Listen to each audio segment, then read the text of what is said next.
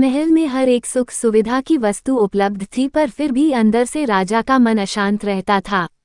उसने कई ज्योतिषियों और पंडितों से इसका कारण जानना चाहा, बहुत से विद्वानों से मिला, किसी ने कोई अंगूठी पहनाई तो किसी ने यज्ञ कराए, पर फिर भी राजा का डैख दूर नहीं हुआ, उसे शांति नहीं मिली।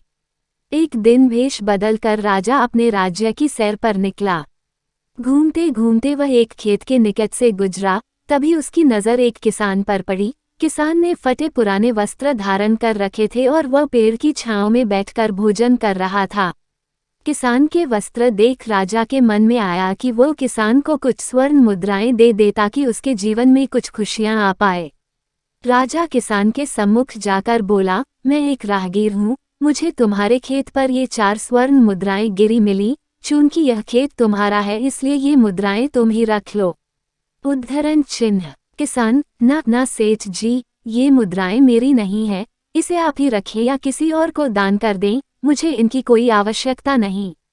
उद्धरण चिन्ह। सेठ जी, मैं रोज 4 आने कमा लेता हूँ और उतने में ही प्रसन्न रहता हूँ। किसान बोला, क्या आप सिर्फ 4 आने की कमाई करते हैं और उतने में ही प्रसन्न रहते हैं, ये कैसे संभव है? सेठ जी, किसान बोला, प्रसन्नता इस बात पर निर्भर नहीं करती कि आप कितना कमाते हैं या आपके पास कितना धन है।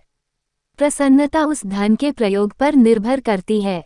उद्धरण चिन्ह। किसान भी बेकार की बहस में नहीं पड़ना चाहता था, उसने आगे बढ़ते हुए उत्तर दिया, इन 4 आनों में से एक मैं कुएं में डाल देता हूँ, दूसरे से कर्ज चुका देता हूँ, तीसरा उधार में दे देता हूँ और चौथा मिट्टी में गाड़ देता हूँ।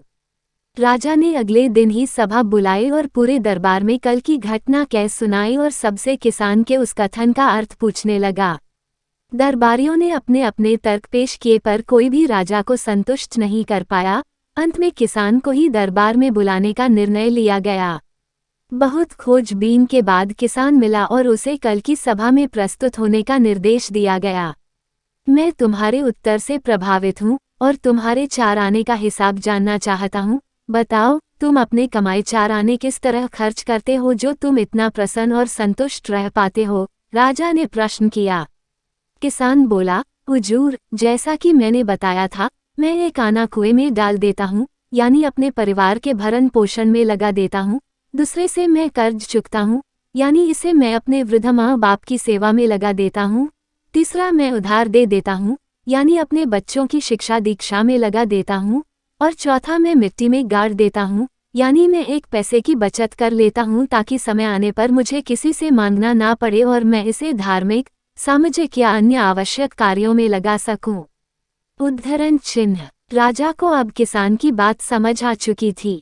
राजा की समस्या का समाधान हो चुका था। वह जान चुका था कि यदि उसे प्रसन्न एवं संतुष्ट रहना है तो उसे भी अपने अर्जित किए धन का सही उपयोग करना होगा।